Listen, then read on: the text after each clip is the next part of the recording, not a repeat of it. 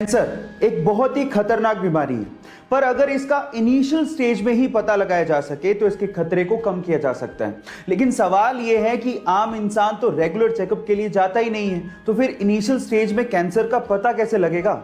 लेकिन अगर आपके पास कुत्ता है तो आप इसका इनिशियल स्टेज में ही पता लगा सकते हैं। कैसे, मैं आपको बताता हूं। रिसर्च के अनुसार यह पता लगा है कि जिस इंसान को कैंसर होता है उसके शरीर से एक स्पेसिफिक गंध आती है जिसे कुत्ते बड़े आसानी से सूंघ लेते हैं और अजीब व्यवहार करने लगते हैं।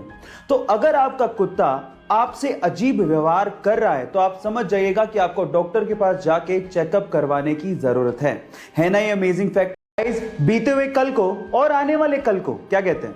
नहीं, मैं कोई फिलोसफिकल बातें नहीं कर रहा हूं। इनफैक्ट मैं ये इंग्लिश के पॉइंट ऑफ व्यू से पूछ रहा हूं। खैर, ये तो आपको पता ही होगा कि बीते हुए कल को यस्टरडे और आने वाले कल को टुमारो कहा जाता है। लेकिन अगर मैं आपसे सवाल पूछूं कि कल के बाद जो दिन आएगा उसे इंग्लिश में क्या कहा जाता है, तो आप लोग क्या कहेंगे? ज्यादातर लोगों का आंसर होगा डे आफ्टर टुमारो, क्योंकि ज्यादातर लोग यही इस्तेमाल करते हैं। लेकिन इंग्लिश में इसके लिए भी एक प्रॉपर वर्ड है जो है ओवर मोरो। जी हां, कल को टुमारो कहते हैं तो कल के बाद आने वाले कल को ओवर मोरो कहते हैं। OVERMORROW। गाइस, है ना इंटरेस्टिंग फैक्ट। रिचर्ड नामक एक ऑस्ट्रेलियन बंदे को रोड पे एक जोई यानी कि एक बेबी कंगारू अपने मां के शव के पास मिला। उसकी मां की मृत्यु कार एक्सीडेंट की वजह से हो गई थी। अब वो उसे अपने घर ले आया। उसने और उसकी फैमिली ने उस कंगारू को बड़े प्यार से पाला।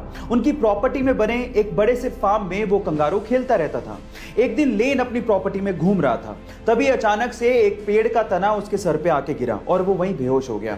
तब वहां पर वो कंगारू भागता हुआ आया और तब तक चिल्लाता रहा जब तक उसकी फैमिली ने लेन को ढूंढ नहीं लिया। गाइस, ये बेजुबान जानवर वफादारी का कर्ज निभाना बहुत अच्छे से जानते हैं।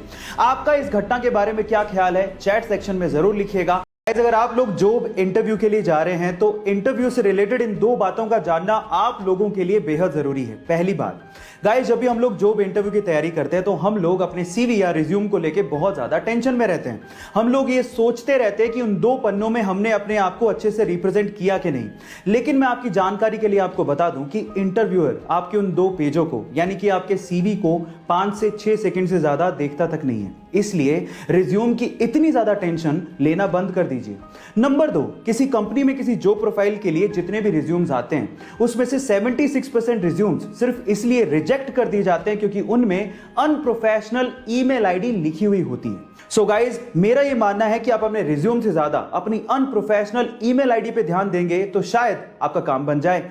अगर मैं आपसे कहूं कि 2020 का दुनिया का नंबर 1 टीचर अवार्ड इंडिया के गांव के सरकारी स्कूल में पढ़ाने वाले एक टीचर को दिया गया है तो शायद आप लोगों को यकीन ही ना हो। लेकिन महाराष्ट्र के सोलापुर गांव के रंजीत सिंह दिसाले जी को यूनेस्को ने ग्लोबल टीचर अवार्ड 2020 से सम्मानित किया है। 140 देशों के 12,000 टीचर्स को पीछे छोड़ते हुए रंजीत सिंह दिसाले जी ने $1 मिलियन के इनामी राशि वाले इस प्राइज को अपने नाम किया और घोषणा होते ही आधी इनामी राशि बाकी बचे हुए टॉप 10 टीचर्स में डोनेट भी कर दी। टेक्नोलॉजी को एजुकेशन के साथ जोड़कर रंजीत सिंह दिसाले जी ने खाली पड़े हुए गांव के स्कूल में जान भर दी और इसीलिए उन्हें यह अवार्ड से सम्मानित किया गया। तो आज रंजीत सिंह दिसाले जी के लिए एक लाइक तो बनता है। गाइस, जब भी आप लाइफ में अकेला फील करते हो तो आपको आपकी मां की याद जरूर आती है। लेकिन तब क्या हो जब आपकी मां आपके साथ हुई नहीं। देखिए, तो इंडिया का तो मुझे पता नहीं, लेकिन यूएस के ब्रुकलिन में इस सिचुएशन में आप लोग एक मां रेंट पर ले सकते हो। जी हां, आप ठीक सुन रहे हो। यूएस के ब्रुकलिन की एक रेजिडेंट है जिनका नाम है नीना बैनली। उनकी उम्र 63 साल है और उन्होंने एक नया बिजनेस शुरू किया है जिसका नाम है नीड अ मॉम। एक सोशल कोज है और साथ में बिजनेस भी है जिसमें वो अपनी मदरहुड की सर्विसेज लोगों को प्रोवाइड करती हैं।